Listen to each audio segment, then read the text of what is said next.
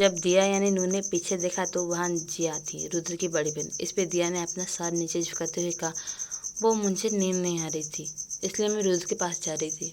फिर उसने हिचकिचाते हुए कहा, और मुझे उनसे माफ़ी भी मांगनी है। ये बोल उसकी आंखों में आंसू आ गए। इसमें जिया ने कहा, शायद वो अभी भी जाग रहा हो, तुम अंदर जाओ और उससे बात करो।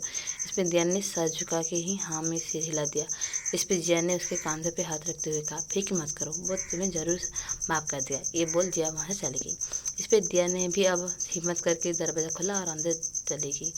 जब दिया अंदर गई तो कमरे में अंदर था। दिया थोड़ा सा आगे गई तो उसे बालकनी में व्हीलचेयर पर रुद्र बैठा हुआ था। उसका चेहरा नीचे झुका हुआ था और उसके कंधे काँप रही थी। ये देख को दिया के आंखों में भी आंसू लगातार बहने लगे, क्योंकि वो समझ चुकी थी कि रुद्र भी रो रहा हो। दिया को समझ नहीं आ रहा था कि वो कैसे अपनी की हुई हरकतों की माफ़ी मांगे। जब उसे याद आया कि इस शरीर की मालिक दिया ने कैसे कैसे रुद्र को परेशान किया और उसे बार बार हर्ट किया है, ये सोच के ही उसके आंखों से आंसू रुकने का नाम ही नहीं ले रही थी। जब रुद्र को कुछ अच्छा महसूस हुआ तो उसने खुद को शांत किया और अपने आंसू पोंछे। तभी उसे अपने पीछे से किसी और की सिसकने की आवाज़ आई। ये सुन रुद्र हैरान से पीछे मुड़ा तो उसे वहाँ कोई खड़ा हुआ दिखाई दिया, लेकिन कमरे में अंधेरा होने की वजह से वो ठीक से देख नहीं पा रहा था कि आखिर कौन वहाँ खड़ा है। रुद्र ने भय से आवाज़ लगाया, कौन? जब उसे कोई आवाज़ नहीं आई तो वो आगे बढ़ गया और कमरे का लाइट ऑन की, और जब वो मुड़ा तो वहाँ हैरान हो गया, क्योंकि उसके सामने दिया अपनी पिलो और ब्लैंकेट लेके खड़ी थी और बुरी तरह से रो रही थी। ये देख रुद्र घबरा गया और जल्दी से दिया के पास गया और उससे कहा, दिया तुम यहाँ, तुम रो क्यों रहे हो? क्या हुआ तुम्हें? ऐसा कुछ हुआ है क्या? किसने कुछ कहा है कि तुमसे? इस पर दिया ने रोते हुए अपना पिलो और ब्लैंकेट वहीं ज़मीन पे फेंक दिया और रुद्र के पास जाके अपने घुटनों पे बैठ गई और रोते हुए उसके गोद में सिर रख दिया और रोने लगी। दिया को अभी भी इसलिए भी रोना आ रहा था कि जब वो मर रही थी तब उसे लगा था कि अब वो रुद्र को फिर कभी महसूस नहीं कर पाएगी, लेकिन आज उसके सामने वही रुद्र खड़ा है तो वो अभी बहुत रुद्र ने दिया को ऐसे अपनी गोद में सर रखते रोते हुए देखा तो वो और भी ज़्यादा घबरा गया। उसने दिया का सर पे प्यार से हाथ फेरा और कहा, क्या हुआ दिया? उसे ऐसे क्यों रो रहे हो? ऐसे नहीं रोते, मुझे बताओ क्या हुआ? जब दिया ने देखा रुद्र अभी भी उसे इतना प्यार से बात कर रहा है तो उसे और भी ज़्यादा रोने लगा।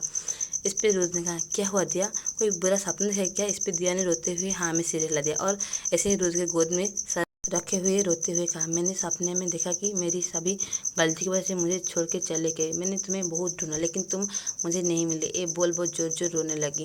उसे रोते हुए ही कहा, रुद्र प्लीज़ मुझे माफ़ कर दो, अब मैं ऐसा कभी भी नहीं करूँगी। मैं कभी तुमसे रूडली बात भी नहीं करूँगी और कभी भी तुम्हारे अलावा किसी और को देखूँगी तक नहीं। तुम जो कहोगे वही मैं करूँगी, लेकिन प्लीज़ मुझे प्यार करना मत छोड़ना और ना ही मुझे कभी छोड़ के जाना। मैं हमेशा ही बस तुम्हारा साथ रहना चाहता हूँ।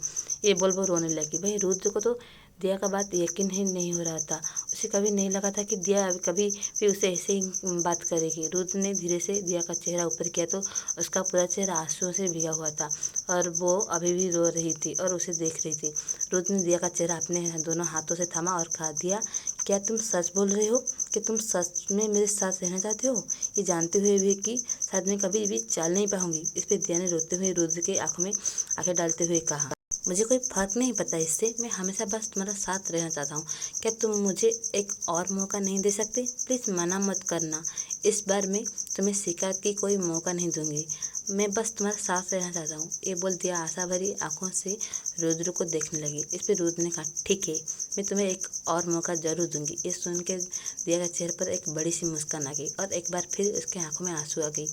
इस पे रुद्र ने उसका आंसू पोंछा और कहा, ठीक है, अब ऐसे मत रो, देखो तुम्हारा नाक लाल हो गई है। अब इससे आगे जानने के लिए सुनते रहिए angel with secret vampire only on my channel.